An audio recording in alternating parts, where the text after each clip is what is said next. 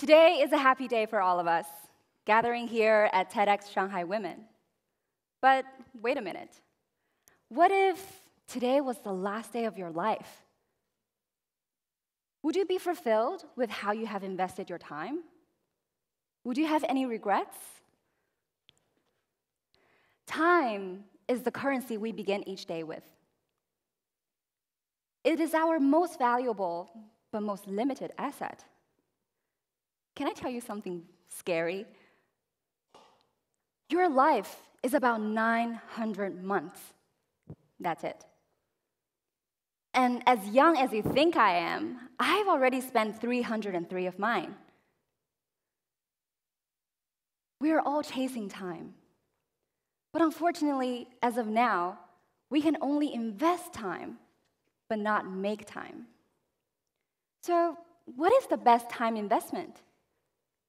Today, I am standing here to convince you that your time is best spent on using your difference and make an impact. So, who am I? When you look at me, what do you see? I'm a 25-year-old Chinese girl who grew up in Shandong province. 我是一个地地道道的山东人。I was born and raised in a city called Dongying, which is only 8 years older than me. I am a venture capital investor, and I am obsessed with evaluating opportunities. Every day, entrepreneurs come to me and pitch their ideas, and my job is to pick the best ones that can make me a ton of money in the next 10 years. I invest in the change I wish to see in the world. More specifically, I invest in the next generation of entrepreneurs who are building global businesses to solve the world's toughest issues. What we buy as consumers, what happens when we grow old, and how technology saves us time so that we can focus on the important things in life. Sounds like an amazing job, right? However, there are not many women in venture capital. In fact, only 7% of partners at top 100 venture capital firms are women.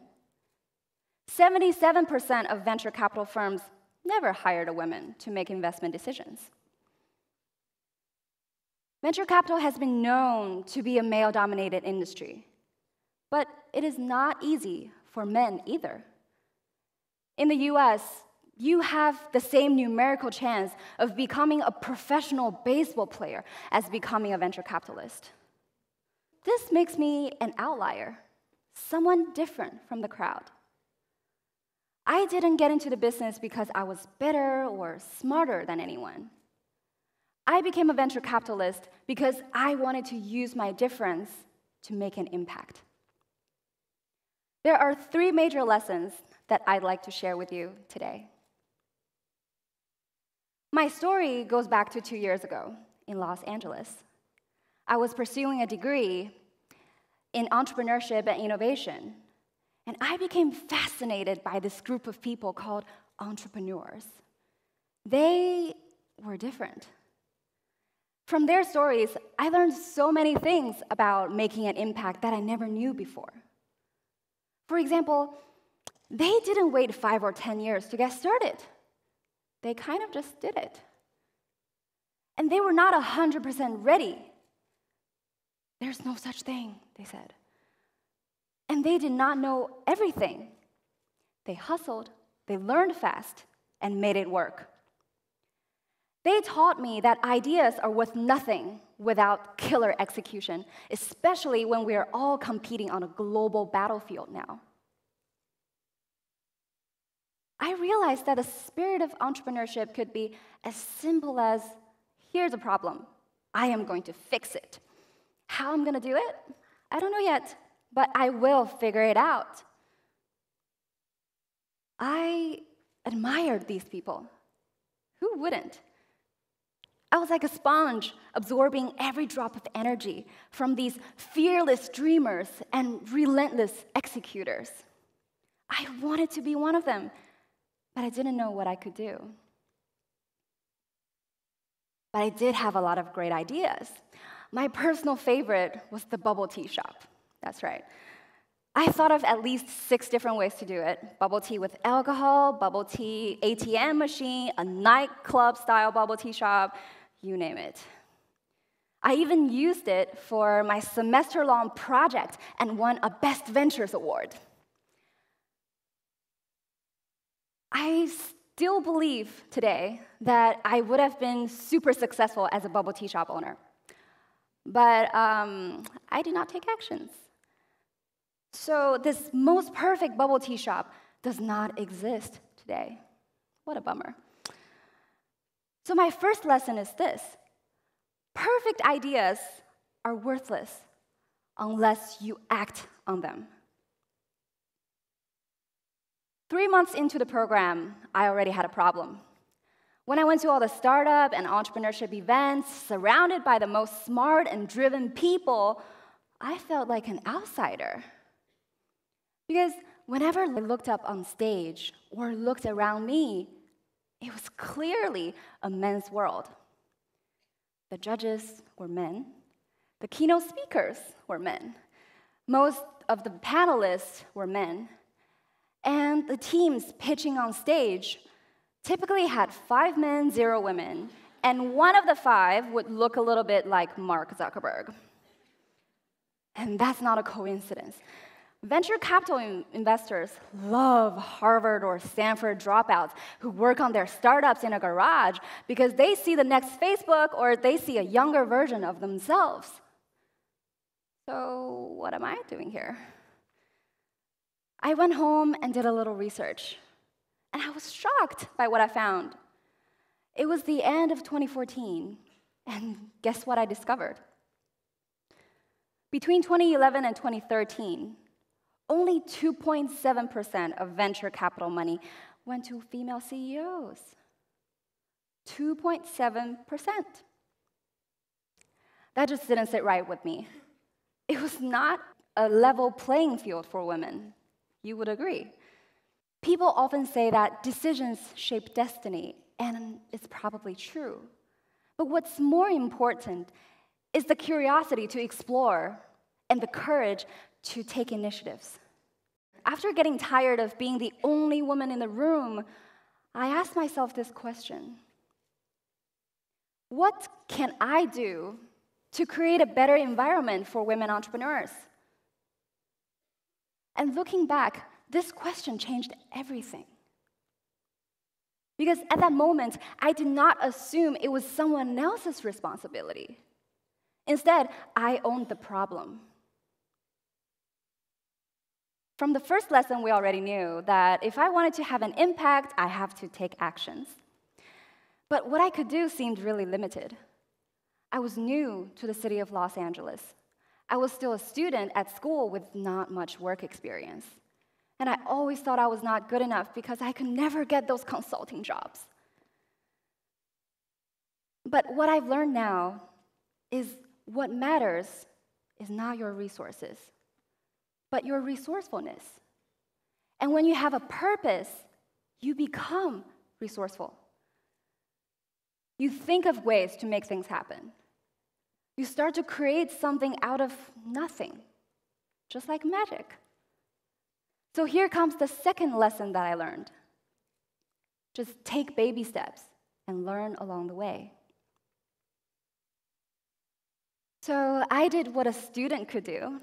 I started an organization on campus to bring female students together and provide them with access to entrepreneurship. It started very simple. Our first event was in a classroom. Who doesn't want free venue? I didn't have any budget, so I invited speakers who started cupcake shops or juiceries so that they can bring dessert and drinks.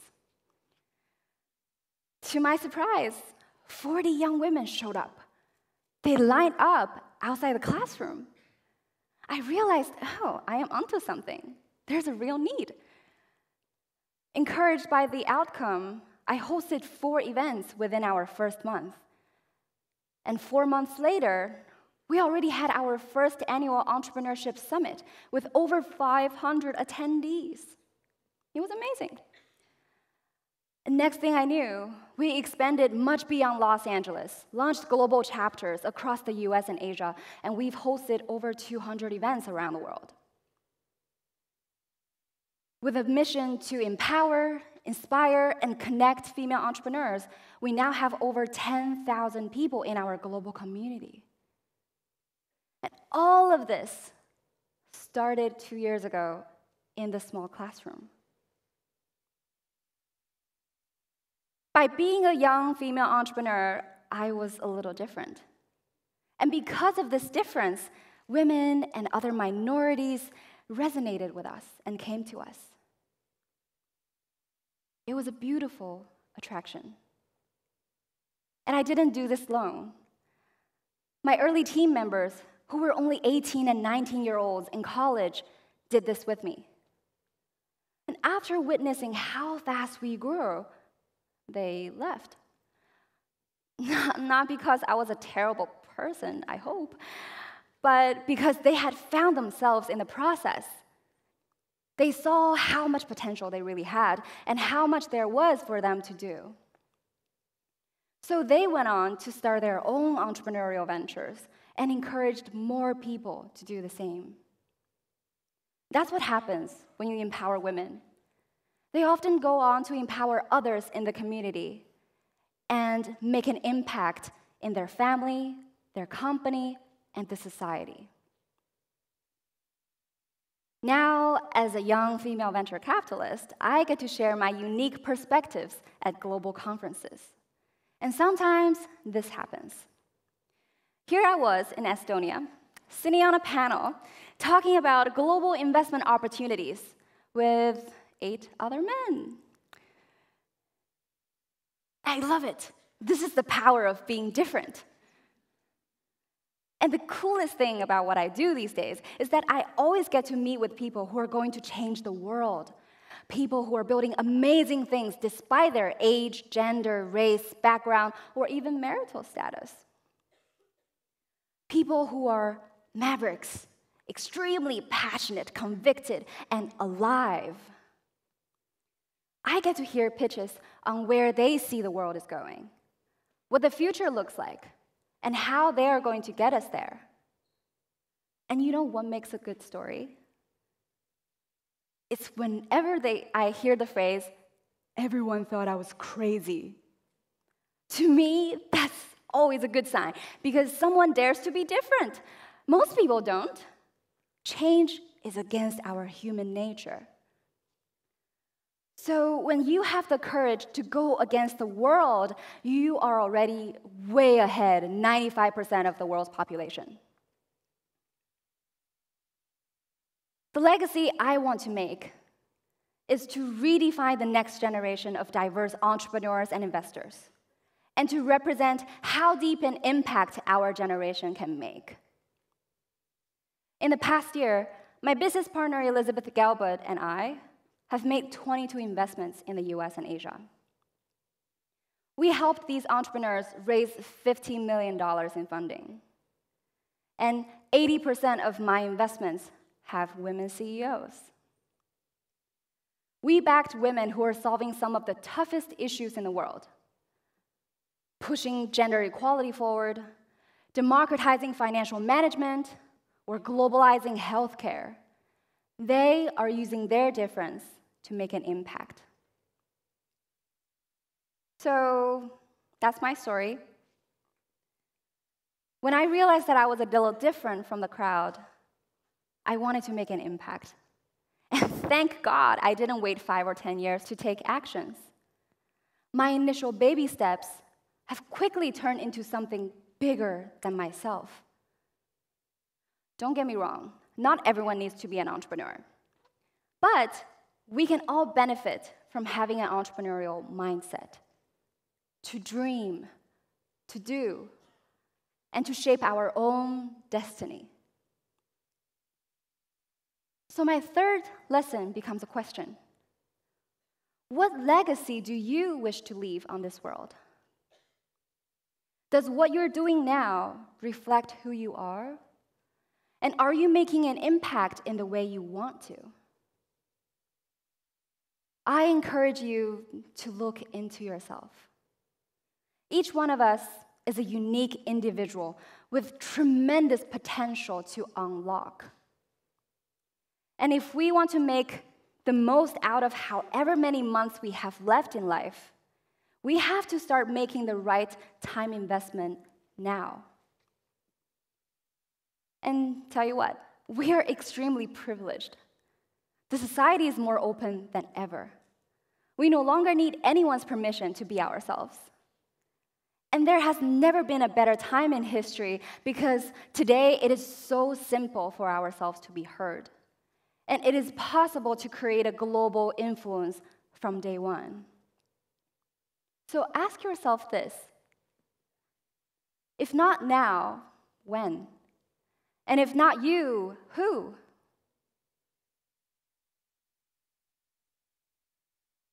My invitation to you is this: use your difference and make an impact. Because when each of us can maximize our potential and have something valuable to give, that's the most beautiful thing on earth. Thank you.